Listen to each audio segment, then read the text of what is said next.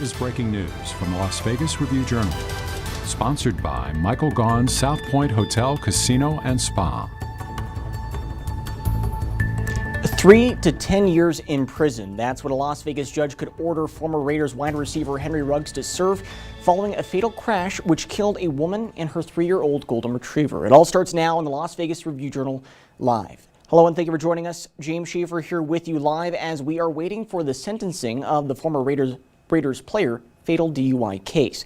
But first and foremost, if you want to read more on this story, the Las Vegas Review-Journal has been covering this case since the beginning.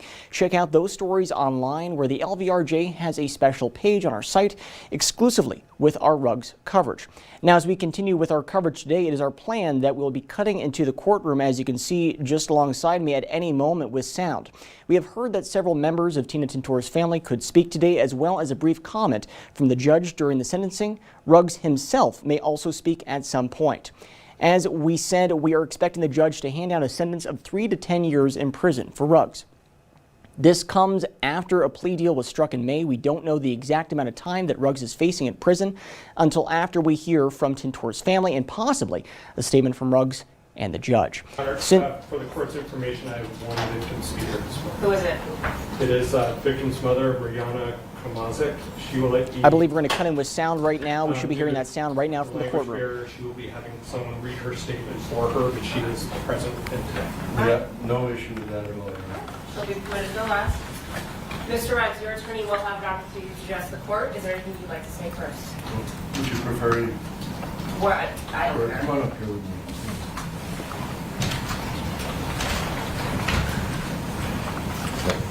No. Thank you, Your Honor. To the parents and family of Ms. Tintor, I sincerely apologize for the pain and suffering my actions the morning of November 2nd, 2021 have caused you, your family, and those who knew and loved Ms. Tina and Max. I also let my family, teammates, and those who believed in me down with my actions. It hurt so many. Over the past 21 months, I've searched within to find the answers to explain my selfish behavior on that day. I have no excuse and pray that accepting responsibility in my guilty plea can allow me to begin the healing process and allow everyone involved to heal also. My actions are not a true reflection of me. I am committed to creating greater awareness and educating others about the dangers that driving at an excessive speed and driving impaired can cause. With the support of my family, David, Richard, and friends, I pledge to be the father and man God created me to be. Thank you. Thank you. Mr. Chezoff, Mr. Schoenfeld. Thank you, Your Honor. May it please the court. As the court is aware, we made a comprehensive filing of a memorandum in mitigation, and therefore I won't make lengthy remarks, knowing that this honorable court's practice is to thoroughly review the memo and the many letters that were submitted. As the court knows, Henry was on electronic monitoring under house arrest, as well as alcohol monitoring without a single violation for over 1.5 years, with no credit towards his prison sentence. I would like to begin by expressing sincere condolences to Ms. Tintor's family and friends for their unimaginable loss. Mr. Schoenfeld and I have responsibilities to the Constitution and the oath we have taken to zealously represent citizens of Nevada, and have taken that oath to heart in my 41 years as a lawyer. It does not mean we don't feel the pain of someone's loss, and we certainly didn't intend the defense of our client to diminish the memory of a sweet, kind, and loved person. We hope that Henry's truly heartfelt acceptance of responsibility brings some closure to Ms. Tintor's loved ones. I'd like to acknowledge the professionalism of Mr. Baumann throughout the proceedings and his hard work. I'd also like to thank the District Attorney, Mr. Wolfson, and his colleagues for their thoughtful analysis of an extremely difficult case. Also, I would like to thank Mr. Knockfee and Mr. Albright, who counseled the family so wisely during these very difficult times. In preparing the memo we submitted, and having spent many hours with Henry and the people who know and love him, I know firsthand from day one how truly badly he feels and how pained Henry is for his actions. It's more pronounced because his behavior in drinking that night truly was aberrant. Many times, Your Honor will notice that in DUI cases, the person accused is either alcoholic or a repeat offender. That wasn't Henry. He was not a drinker. He fought through a very difficult childhood, taking care of his younger brother, and he strived to accomplish his best in school and athletics and to achieve a dream of playing professionally. All of that work disrupted as a result of drinking and driving at an excessive speed. What Henry fully accepts is that his decision caused Ms. Tinter's death. He's a kind, shy, extremely bright and thoughtful young man who I truly wish I had met under different circumstances. Make no mistake, he takes responsibility for this tragedy and is deeply saddened for Ms. Tinter's loved ones and truly remorseful and hopeful that, like his deeply held Christian faith teaches him, he can be forgiven for this transgression. He does accept his anticipated incarceration completely, Your Honor. I sincerely predict that when Henry leaves prison, he will do everything in his power to teach young people not to ever drink, speed, and drive. I'm going to end, Your Honor, by paraphrasing a writer by the name of Jonathan Huey, who said, "Forget others not just because they deserve forgiveness, but because you deserve peace." And that's the message I'd like to conclude with, Your Honor. Thank you very much to you and your staff and the court and bailiffs for all their courtesies. All right, thank you. Thank you, Your Honor. Mr. Spellman?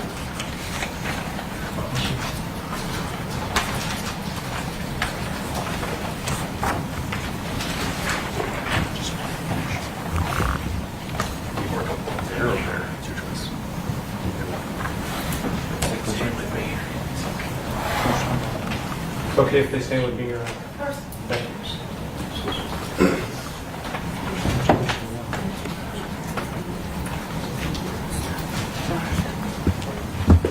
Mr. Baumann, they're just reading a statement, is that right? So we don't need to, we need to administer the oath on this one? No. Okay.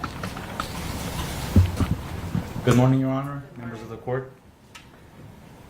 On November 2nd, 2021, we were devastated with the news that our baby girl, Tina, and her best friend Max were killed in the most tragic yet preventable way.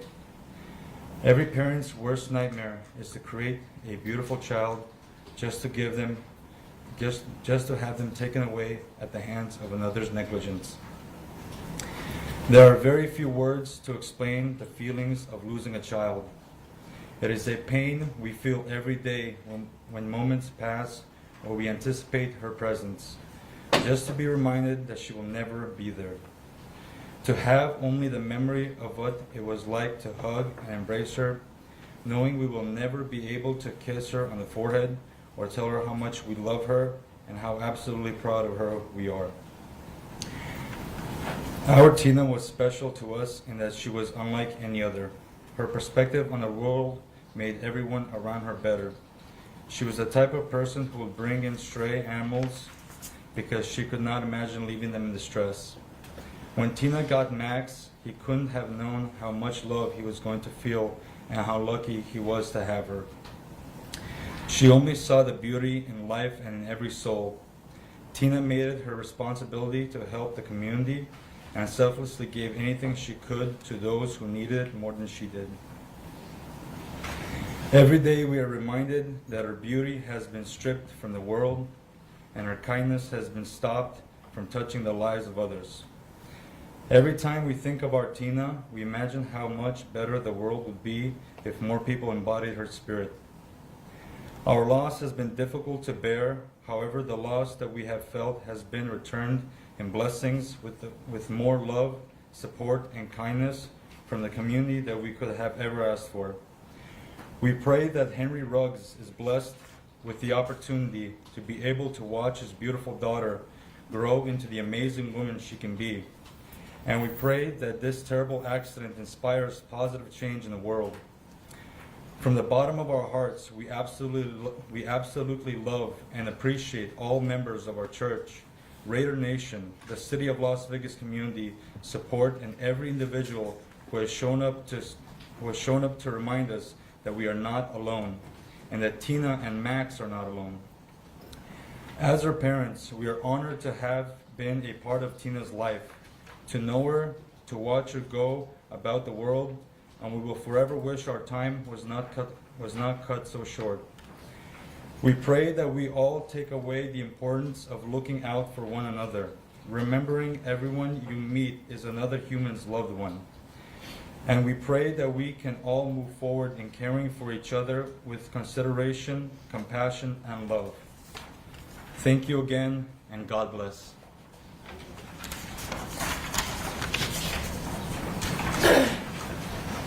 I mean, I don't know if you could find, I'm sure you could, but this is one of the more tragic cases that I've seen. Mr. Ruggs, you overcame so much as a young child, trauma, loss, and you worked academically and athletically so very hard. And the world lost Tina, who was clearly a lovely, wonderful, and bright woman, and Max. So clearly this is a traumatic, tragic case. Mr. Ruggs, you have no record, and just like others who are similarly situated, who are involved in a overly tragic situation like this, I'm going to follow the negotiations. More often than not, I follow the negotiations. If for no other reason, I want to be consistent because this country needs a consistent judiciary. So in accordance with the law of the state of Nevada, I hereby adjudicate you guilty of 1 count of driving while under the influence resulting in death and 1 count of vehicular manslaughter. In addition, a $25 administrative assessment fee, $150 DNA fee, $3 collection fee, $60 chemical and drug analysis fee. I'm going to sentence you to a minimum of 36, a maximum of 120 months on count 1. As far as count 2 is concerned, I'm going to sentence you to 6 months concurrence to count 1. 2 days credit, 3 days credit for time served. Good luck to you, sir. Your Honor, for purposes of the record, will the court retain jurisdiction as to the misdemeanor count to ensure that no detainer is lodged and that the felony sentence controls pursuant to the terms of the plea agreement? That's fine. I mean, I'm running them concurrent to each other, so I can't imagine that's an issue, but if it is, let me know. Thank you, Your Honor. Thank All you, right. Your Honor. Thank you. All right, thank you.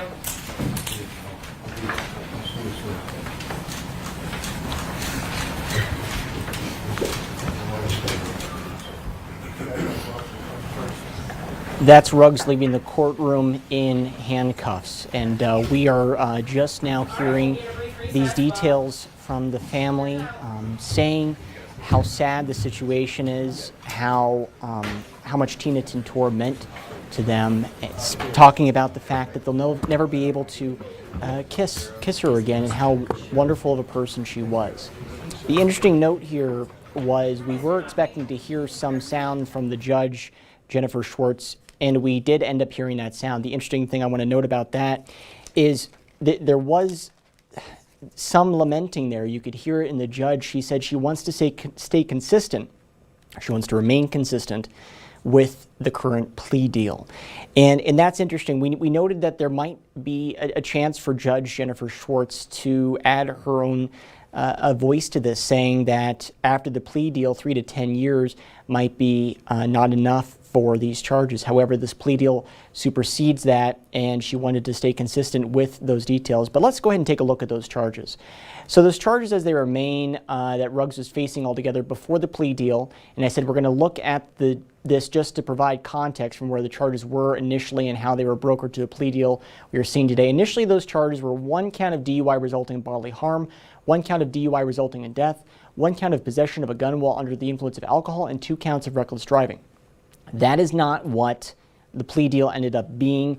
That was the initial charges that were negotiated down to this point. You're seeing what he's currently being charged with on your screen right now, which is 1 felony count of DUI resulting in death and 1 misdemeanor charge of vehicular manslaughter.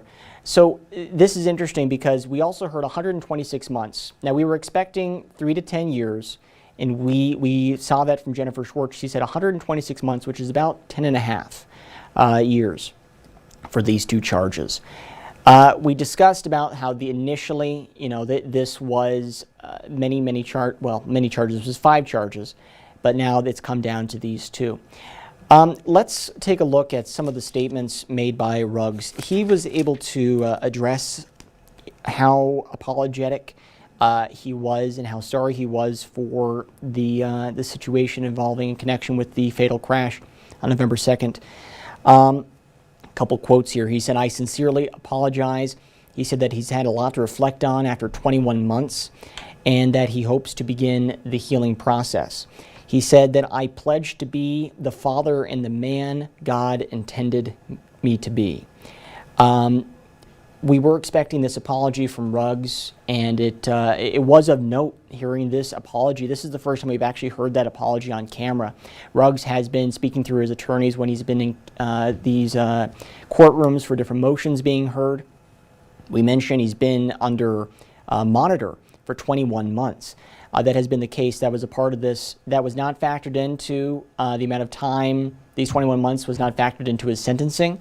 It would seem, and he's going to be serving these 10.5 years.